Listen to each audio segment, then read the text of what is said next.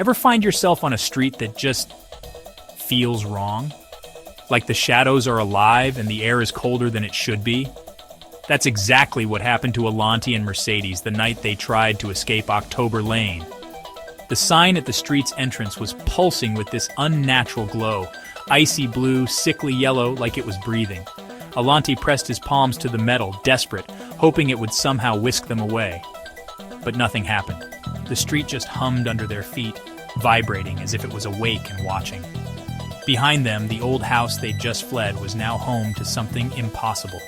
This tall, gaunt figure with burning red eyes had emerged in the doorway, its head cocked, listening.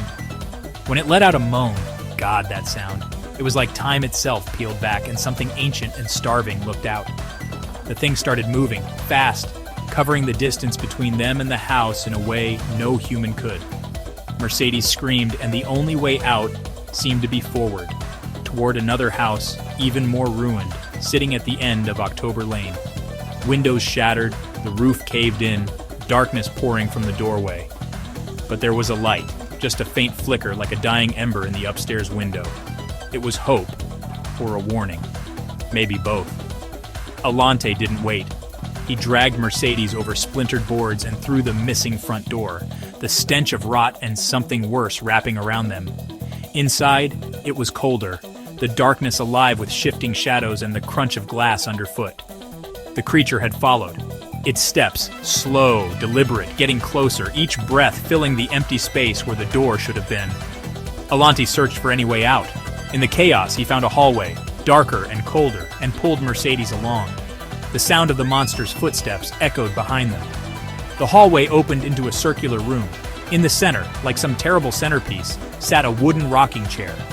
And in that chair, an old woman, hair wild and silver, face as sharp as broken glass. She just rocked, humming a melody that made the air feel thick and ancient. The creature's shadow filled the doorway. The old woman's eyes, milky but somehow knowing, locked onto Allonte and Mercedes. She smiled, slow and toothless, and spoke in a voice like dead leaves scraping across concrete. "Took you long enough.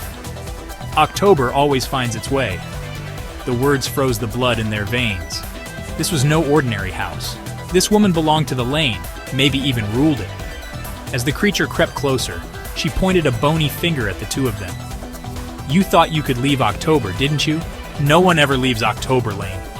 Her voice rose in a haunting, ancient song, filling the house. Even the monster seemed to pause, caught by her melody. The lights flickered, the shadows writhed, and Allonte realized some places aren't meant to be escaped.